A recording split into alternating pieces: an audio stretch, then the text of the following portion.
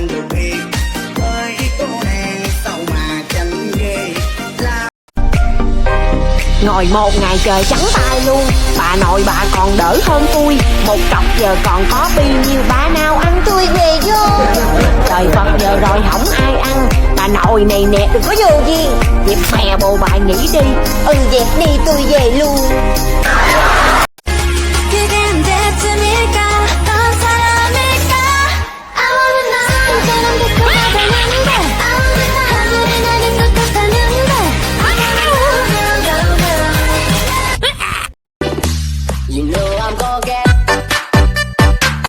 Khoan đã, cái gì đây? Thôi đi tiếp.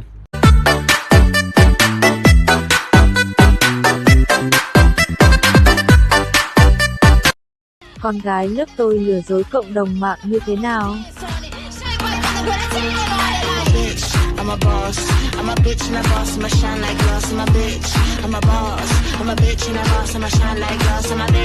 Tế đề nghị người dân đeo khẩu trang khi ra khỏi nhà. Bộ y tế, bộ y tế, bộ y tế, bộ y tế, đeo khẩu trang khi ra.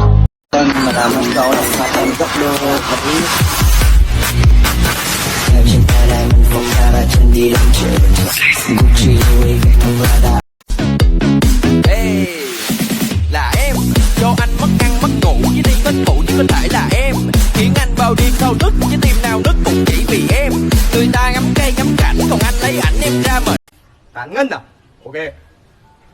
Nhìn Ngân má đỏ môi hồng, Ngân cho anh hỏi có chồng hay chưa? Anh hỏi thì Ngân xin thưa, Ngân đẻ 2 lứa nhưng chưa có chồng. Ra đường Ngân nói lòng vòng, đâu ai biết được anh chồng Ngân đây.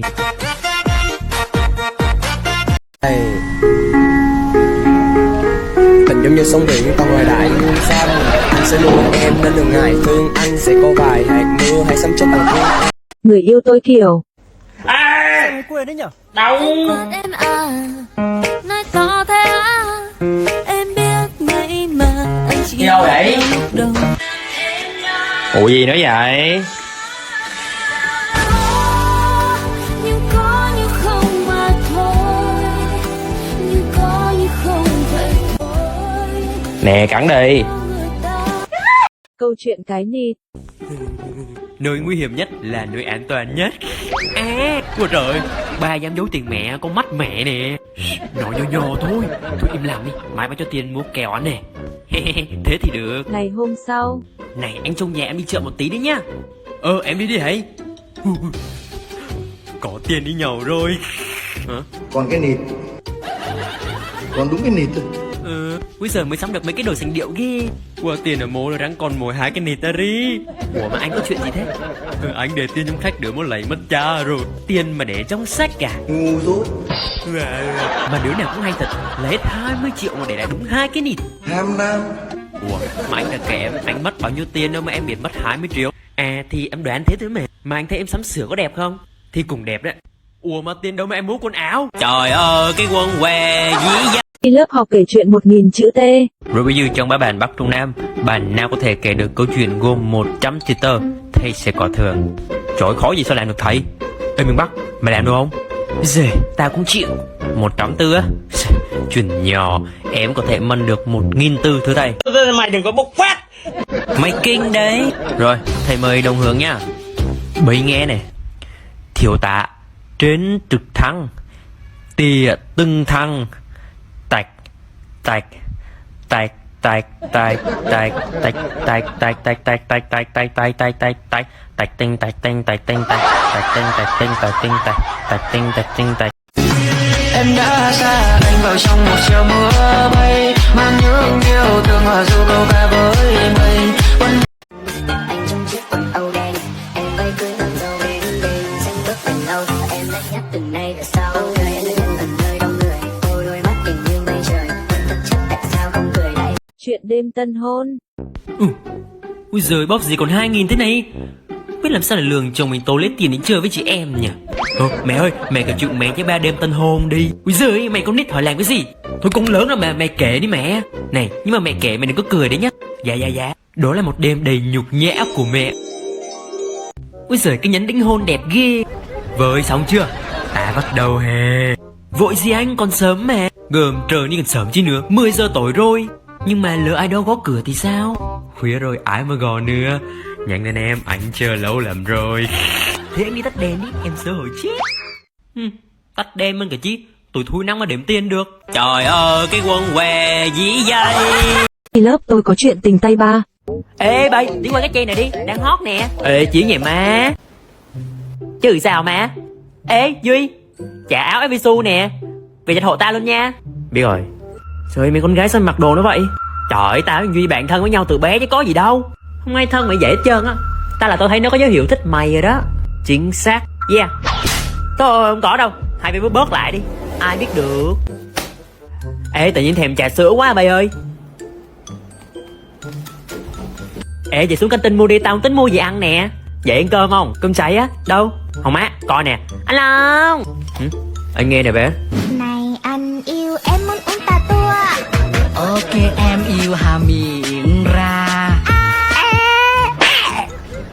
Mày đến chưa? Điên hả mày? Rồi có đi không? Đùa chứ, bay đi, tao lên bảng trực nhật đã. Để anh lên phụ em nha. Dạ chồng. Chướng hết cả mắt. Chồng không lo đi, chồng nhìn em hoài dạ.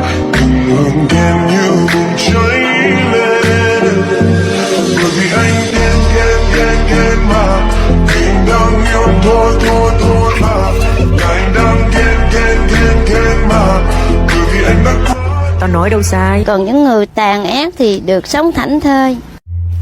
Anh Long lắm tiền.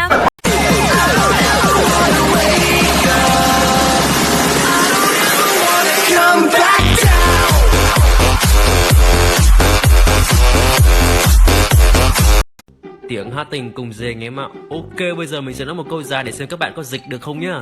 Để xem nào.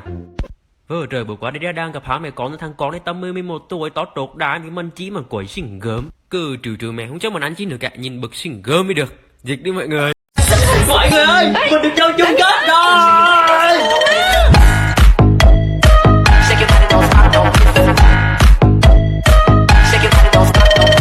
Phòng khám có bệnh nhân là người miền Trung. Chào bác sĩ hả? Dạ con chào cô ạ. Dạ nếu cô bị sao tới khám vậy cô? Bị đau cái cẳng, tiền thề khám cho cái trột luôn. Cô nói gì em? Em cũng tính hỏi bác luôn á. Gơm bữa qua ra xã hội á, kiểu phải cấn cùi vô nhện la mà bị chụp trấn nó bù ở trưa nó. Thì hại chết đó nên vừa đi khám đấy. Mà cô ơi, cô muốn tới đây để khám cái gì ạ? Đây, nổi này dư mà chưa hiểu à? Cái cẳng với cái trột chứ. Cô ơi, cái cẳng với cái chốt là cái gì ạ? Là cái cú với cái mẩn á. Để nhọc gặp cái cún đi nữa. Về lắc cho rồi. Rồi là sao? Công chúa là chỉ có em thôi. Ngày xưa rất xưa ấy, còn hôm nay không chúa. Hồn nhiên như mây trên bầu trời, sân với gió và tràn. Từ gió cùng mưa hát vào. Hey. Đứa con gái lớp tôi trước khi chào cờ kiểu. Rồi mấy bạn nam tranh thủ xếp ghế đi. Vâng em tới liền cô ơi. Rồi mấy bạn nữ đâu rồi Long? Sao bây giờ còn chưa chịu xuống để chuẩn bị chào cờ này? Giờ để em lên cơ mấy bạn xuống ạ. Cả lớp ơi xuống chào cờ kìa.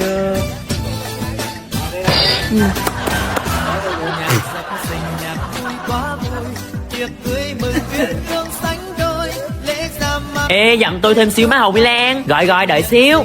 Rồi mấy đứa kia xong chưa vậy? Trời ơi đợi xíu đi, đang đánh nó con mắt nè.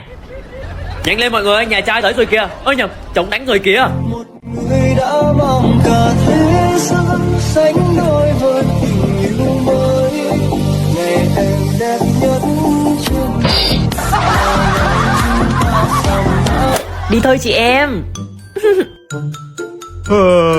Ủa sao mọi người vô lớp hết trơn vậy? Chậu cờ xong luôn rồi mấy má.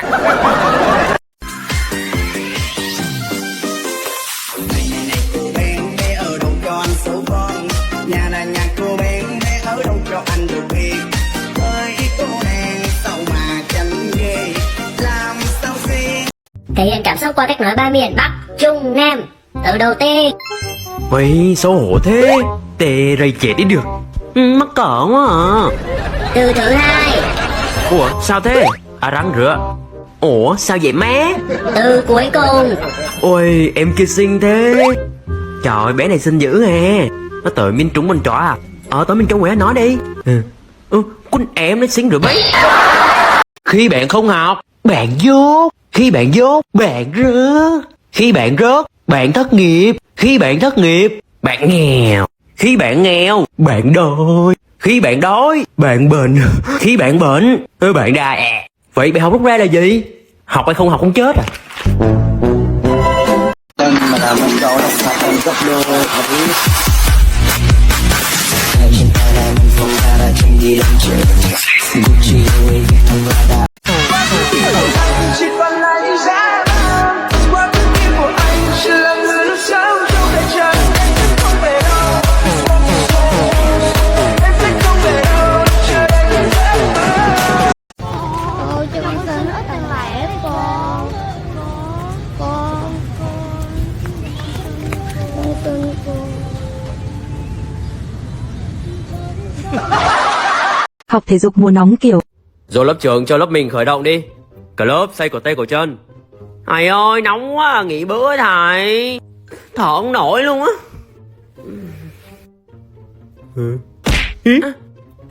Bố mày cút chưa? Mẹ mày đang cứ tháng rồi chọc điên tao nha. Rồi lớp chạy bền 5 vòng nữa 2 vòng. Bắt đầu. Ôi mà thầy nhanh lên. Què gì đâu á.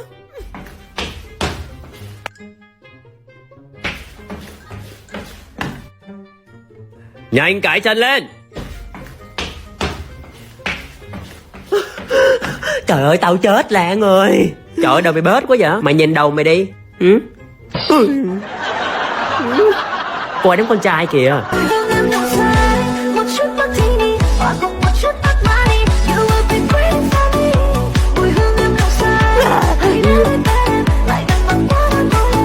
Ê cho mượn quạt đi. Né đi cha ơi. Rồi bây giờ lớp mình giải lao xíu rồi học tiết 2 nhá. Ê xuống cái tin lẹ đi. Ơi nóng quá chịu không nổi ơi. Dì ơi. Rồi uống gì mấy đứa ơi? Xin nước đá uống liền, chết, sắp chết rồi. Nước ngọt cũng được con nhanh, nước diện được đá. Dưa hấu, nước diện được con nhanh nè. Đây đây. Cho con mấy ly trà tắc cái gì ơi. Đường nhiều hay ít đây? Cái đường nhiều cái nước suối là đầu tiên là đường lấy trà đường.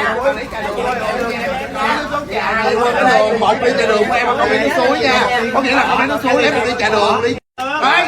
Trời ơi. Bỏ đường luôn rồi kìa. Ê mưa rồi kìa bay ơi. Ê mưa rồi kìa. Mưa rồi thôi tiết này lớp mình nghỉ nhá. Yeah. Trời ơi. Đúng là ông trời không lấy của ai tất cả. Ê Lan, mày có mang áo mưa không? Không.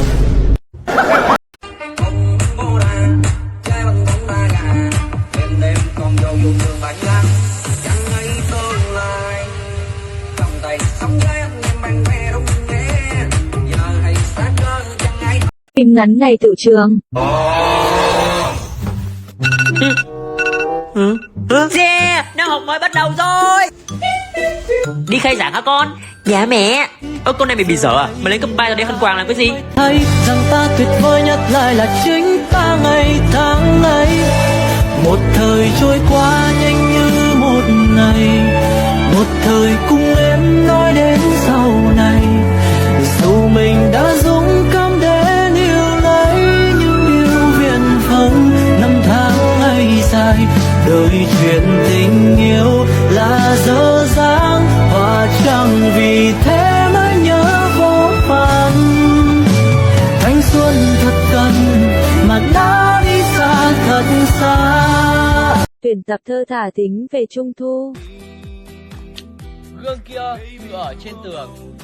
Trung thu ai sẽ ra đường cùng anh? Trung thu tôi chưa có bồ, cậu mà cũng thế thì mình đi chung.